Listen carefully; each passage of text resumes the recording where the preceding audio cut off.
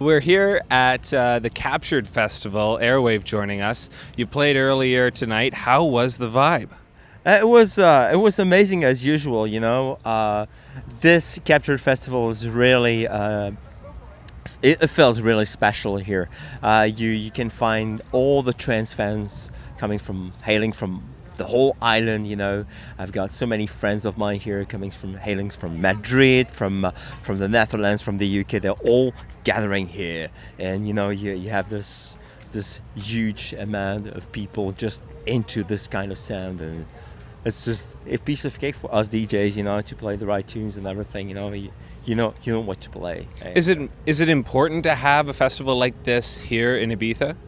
Yes, especially for trance, because trance is not very popular. Let's say in the other clubs, it's not the main genre. If you see what I mean. So it's really important to have something like this, which is a little bit more intimate and a little bit more genre focused. So makes sense to me. So how long have you been coming to the island, and what's changed?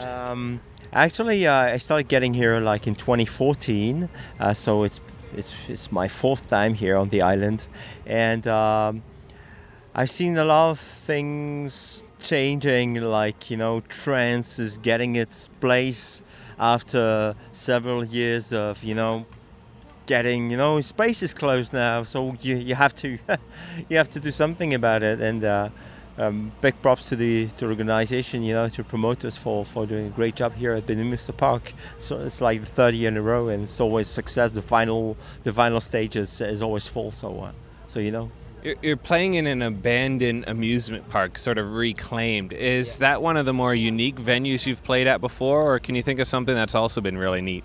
Actually, this is quite unique for me playing here, and I wish I could play more often, to be honest. And once in a year, I'm really happy to be here anyway. So it's just like a mark on my schedule, like I have to be there. You see what I mean? Have to avoid the performers on stilts as they head out to the stage. Getting, like, married here. That's very, very cool. Congratulations. What do you have coming up in the next little while? Yeah, well, I've got a few singles coming up, including a remix of my classic Lightspeed, a very progressive one made by Antidote. And then we have a lot of gigs. Too many to mention. It's 25 years of Bonsai Records in Belgium. This is going to be a 7,000 capacity gig, so a big one, playing the main stage, of course. And there are so many others. Luminosity 10 years in the Netherlands the day before. That's for November. In October, I've got a vinyl-only set in Germany. I think it's in Dresden or in Hanover. I think it's in Hanover. Sorry, I don't have my schedule by hand, but and then we have Danzig. So I cannot complain about the amount of gigs that I get. I just did 18 years myself for radio, and I had a chance to sort of sit back and go through and pick out a whole bunch of songs that I liked and really make a 6-hour set and play it through. Do you get that opportunity? If you're playing an all-vinyl set, it takes you back to a lot of planning and preparation, yeah, correct? Of course it does. Yeah, especially when you play like for like 5-6 hours with vinyl. Doesn't happen quite often, to be honest. 6 hours with CDJs, no problem.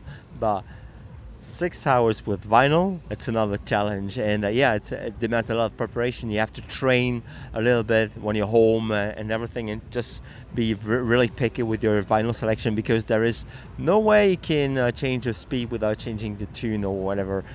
The key matching has to happen live. And this is this is something I like doing, every now and then. So always enthusiastic about playing vinyl, always. And you mentioned you have a new remake of one of your old tracks. Is there something that you would love to either remake of your own that you haven't had a chance to, or maybe remix or re-remix from the past? Well, I make a lot of remakes of my own tracks, for my own purpose, and I also make a lot of remakes of classics, less known classics sometimes, and they just happen to get to the surface of the scene now, while they got completely forgotten in like 20 years time. I just did that with Jam and Spoon record which is called Odyssey to Anuna, which was actually the B-side of Find Me. It was a wonderful record. It's a classic in Belgium, but no one knows about this record. And when I made this remix, did it 5 years ago, and everyone was like jumping on it, but it was nowhere near available. I kept it for myself, and now it's finally getting released on Cold Harbor Recordings, so I'm really happy with that.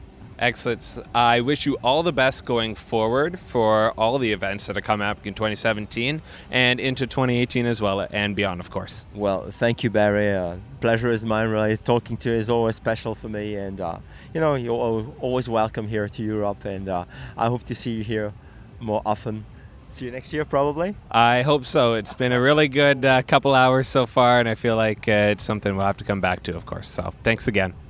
Thank you. Thank you so much.